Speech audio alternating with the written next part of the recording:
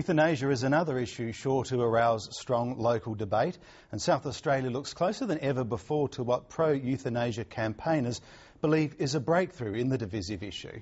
Both Liberal and Labor MPs have said they will support a conscience vote on a bill that would decriminalise doctors hastening a patient's death. 7:30's Mike Sexton has been following the story. Every day, doctors and nurses save lives. But at the edge of the best medical science is the reality that sometimes nothing more can be done. And there lies some ethically challenging questions. When we're encountering people at the end of their lives who can't be cured, who are suffering, and whose suffering is very difficult to control, sometimes the only way to achieve relief of that suffering is with those treatments that can hasten death. Roger Hunt's been a palliative care specialist for 25 years and knows there's a fine line between helping a patient and breaking the law. If we are hastening the dying process as a way to relieve suffering, then that does leave us open in terms of prosecution under the criminal law. So we're very careful in that situation. But this legal dilemma facing doctors could be relieved in at least one state.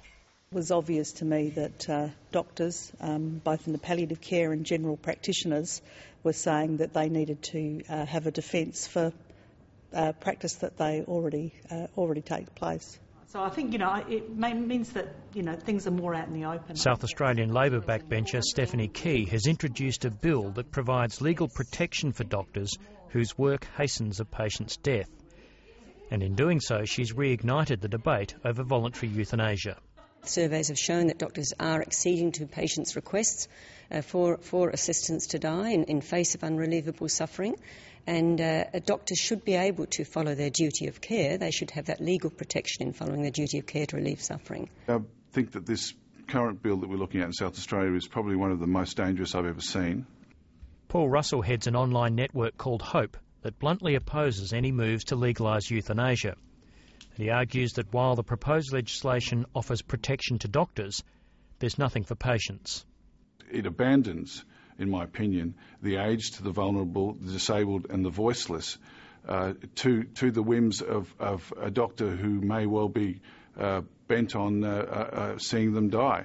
While South Australia is looking to decriminalise, Tasmania is attempting a step further to legalise voluntary euthanasia.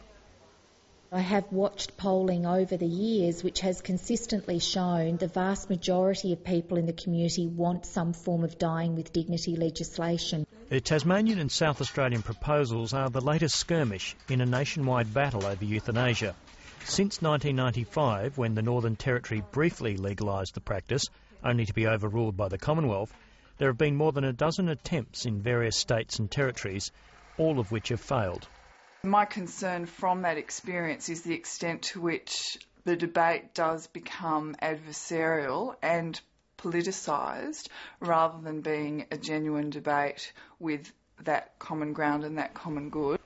NATASHA CICA advised the Senate on the 1995 legislation that overturned the Northern Territory rules. She believes if Tasmania and South Australia succeed, then others will follow. In a real political sense, when one jurisdiction makes a major legislative change, and this would undoubtedly be a major legislative change, it does licence or empower other jurisdictions to consider similar legislation. There are changes afoot, and I doubt whether the federal government is going to do anything about it. Also, we expect to see the Bob Brown bill in federal parliament, which will allow territories once again to make such laws.